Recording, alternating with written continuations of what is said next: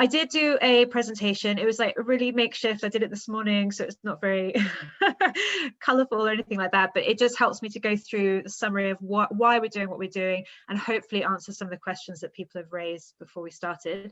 I'll go through it as quickly as possible and then open up as much space for everyone to chat, ask questions, and discuss with each other. Can everyone see that okay?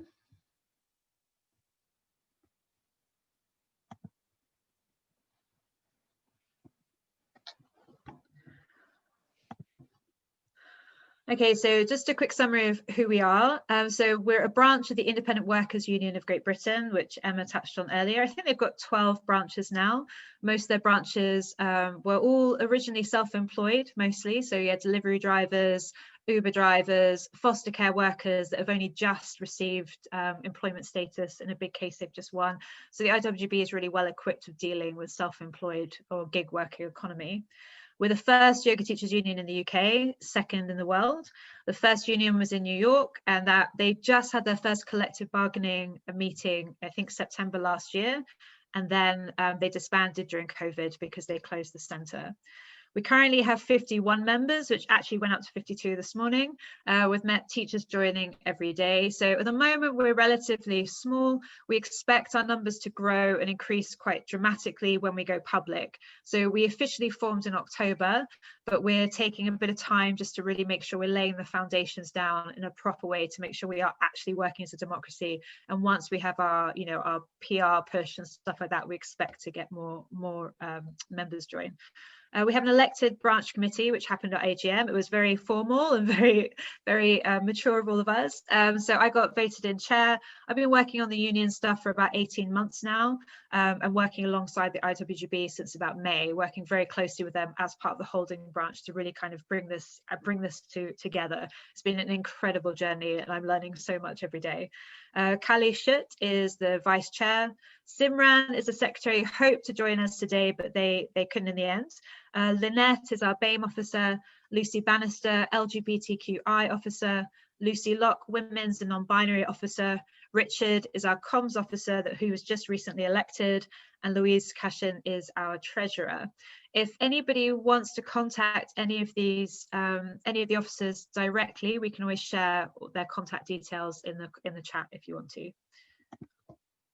So why did we organise? So we did a survey back in October last year, and I think it was after, we've got someone wanting to come in quickly, just let them in. So we had Norman released this article about pay, and it just caused such a stir in the community. Loads of people are starting to talk about, I think pay is an issue that yoga teachers don't often talk about. There's a shame in it, there's a silencing about it. We should be doing it because we love it, all of those types of things. And I think that there was this real relief in just being able to finally talk about the fact that we're actually really struggling.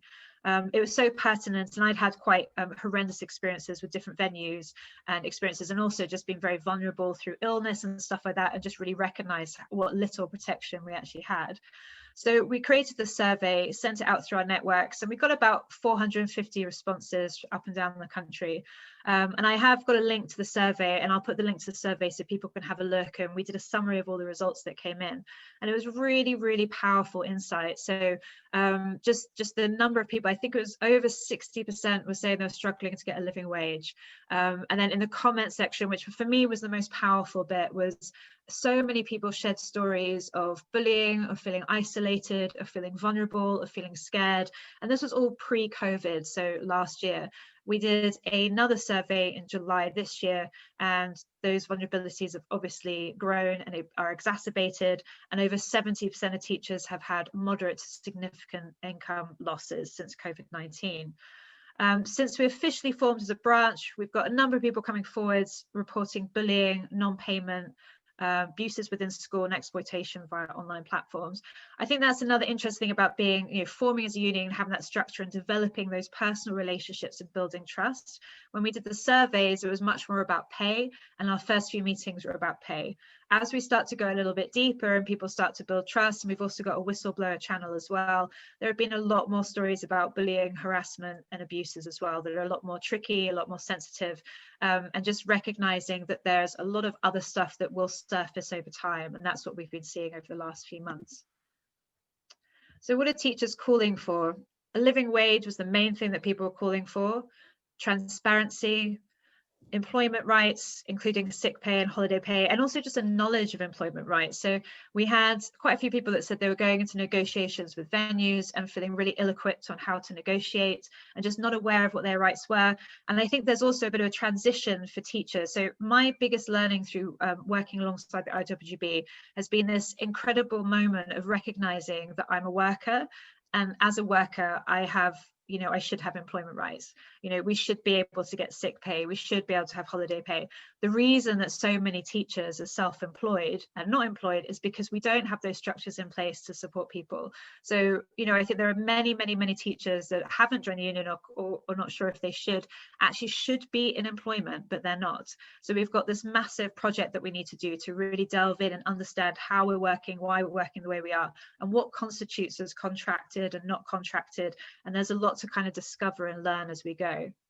Accountability is a big one. So we've had lots of people coming forward saying they've had no channels, especially around abuses. In the yoga industry, there's nowhere to go if you are being abused or if there is harassment happening. People who have gone through the Yoga Alliance have explicitly stated not to because it's been so unhelpful. So we're working really hard to upskill and develop channels that can deal with obviously sensitive issues coming forwards, and making sure that we're trained in sexual harassment law, for example, seeking expert advice on how to deal with disclosures in a safe way, and making sure that we're building alliances with specialists that can deal with people that are dealing with trauma and things like that as well. So it's a big project. Equality, particularly around racial discrimination, has come up quite a lot. Kali did some amazing workshops before we officially formed, and through those workshops there was some really devastating realizations and evidence was coming out of people feeling like they didn't belong in yoga studios, and they didn't feel like they had the opportunity to speak up if they were experiencing racism or anything like that. So this is a really key area, which I know Lynette, Simran and Kali are particularly keen on making sure is really high up on the agenda of how we work. And then community. Emma touched on this already, the sense of loneliness and fears around that, and the workload, the emotional pressure of having to do everything on your own all the time. And one thing that's been really lovely about the meetings that we've had is every time without fail, there's been someone saying, this is such a relief. It's such a relief to hear that somebody else is going through what I'm going through, because I felt like I was all alone. I felt like it was my fault. I felt like, I was doing something wrong. And I think, I spoke to so many other branches as well, whilst we're going through the formation process, the Gamers Union, the Charity Workers Union, the Foster Care Workers Union, and they all said the same thing, that community was the main driving force for it. That was the thing that people were really drawn to. I put this image up there because it was a comment that came out of a studio owner when I started talking about the union quite a while ago, and they said I was talking about contracts and the importance of them and the lack of contracts in the yoga industry, and he said we can't have contracts for yoga teachers. Once there are contracts, it's no longer yoga. And I think that's very common terminology that's used to gaslight and diminish people's rights and their ability to speak up and have demands for workers' rights. I was quite taken aback. I posted it on Instagram and it got loads and loads and loads of interesting comments. And in response to that, we're hoping to do a legal training workshop where we look at contracts. What does a contract look like for yoga teachers, and make sure that we, and we've already done this work with a couple of members already. It's just making sure that we are outlining things that we need in terms of payment terms, all that type of stuff, and just knowing a better understanding of what our rights are. We as a union, we're learning as we go, so we don't have the answers to everything. It's all about us coming together, utilising the resources that exist within the organisation already, and also utilising our own experiences and all creating together resources and skills and understanding and knowledge. So it's about being a very active movement rather than it being something that you come to get answers to. It's how can we all come together to meet these requirements and needs. So why the IWGB? My favourite quote to come out of IWGB is from Jamie, who said, Jamie is the person that I've been working alongside with since May, he's got to understand the yoga teachers very well now. He says, no one is unorganisable, just yet to be organised. Jamie's done loads of work with various different workers, Uber drivers, Deliveroo. He's written a number of books about it. He's a professor in this area. And it's just this amazing. When I spoke to him, I had the same fears about self-employment. I'm currently self-employed. I have worked for venues, but had such horrible experiences. I never went back. So I, and I'm chair, so I have that experience of being self-employed, but have worked elsewhere. And it's just, I think it's just looking at our industry in a different way. And he's very much about we create a way for it to work. And it's viewed as a co-creation. So the reason the IWGB set up is they left the more traditional trade unions, because the trade unions were very much about what you can't do. So you can't do this, you can't do that. And people were getting very frustrated, particularly in gig working economies, where the gig economy is increasing by the year. It's becoming more precarious, more exploited. And the IWGB recognized that it was an area that really needed to be organized and represented. And so that's the area they've been really focusing in. They've had huge victories this year. So they had this massive case with foster care workers, and for the first time ever, they were recognised as employees, and they were also able to bring cleaners at University of London in-house. It was a 10-year battle, and now they get sick pay, holiday pay and pensions. I've already touched on the workers' inquiry and co-creation. Workers' inquiry is about the recognition that we know our industry better than anyone else. So Jamie and all the people at the IWGB have got so much expertise and skills in campaigning and organising, legal, all of those types of things. They're there to support us and help to facilitate the process of us organising in a way that suits our industry and meets our needs. So there is a little bit of work to do in terms of finding the language that bridges the gap between yoga industry and the union, which I'm struggling with a little bit at the moment, but we have loads of plans to kind of help us work through that, which I think Hayley might mention later. Sorry to throw you in there, Hayley. Effective campaigning, they're brilliant at campaigning.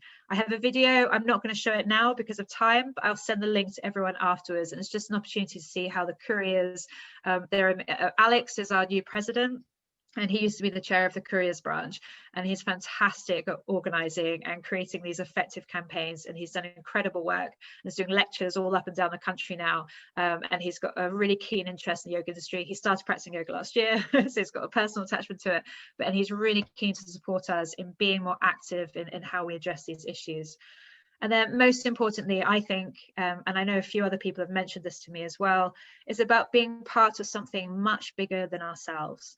So I had a very, very moving moment when I went to one of the IWG meetings. I was the only yoga teacher there at the time because I got involved at the really early stages.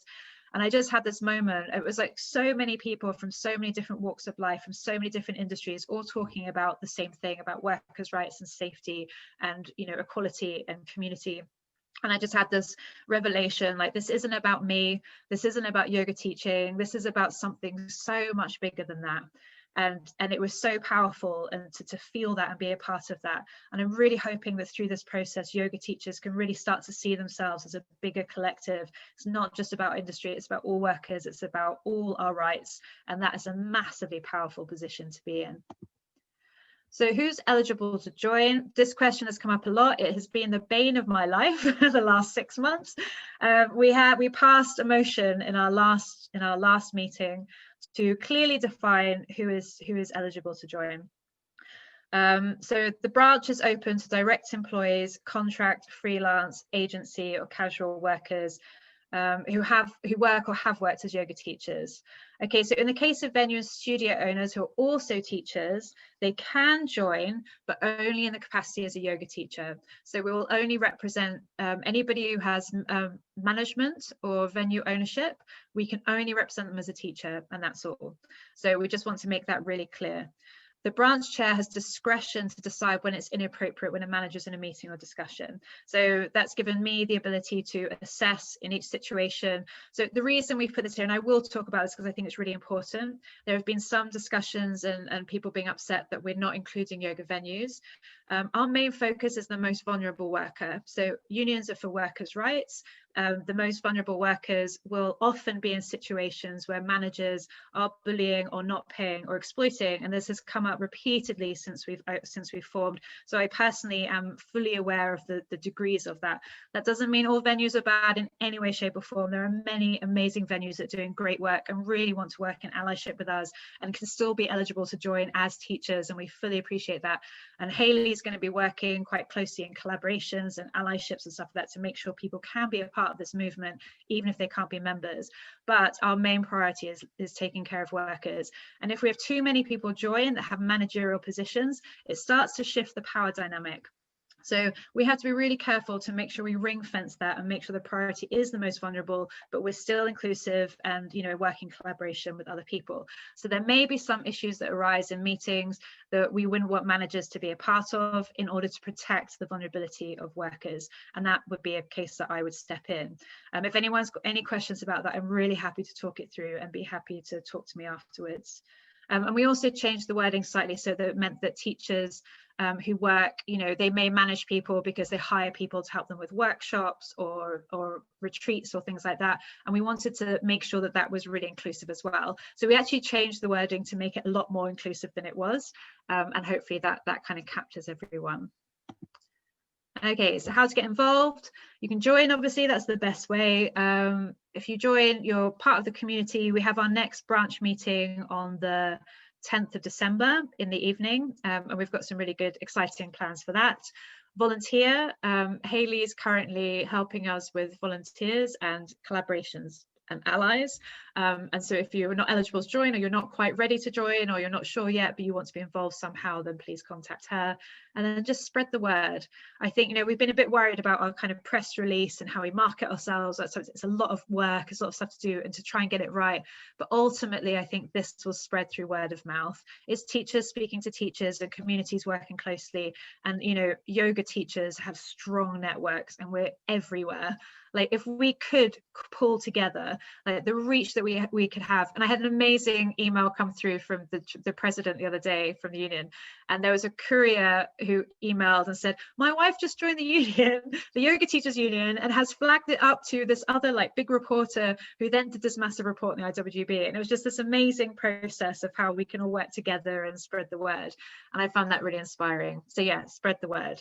And there's loads more I would like to say, but I'm going to bring it to an end so that we have plenty of time to talk and share. Okay.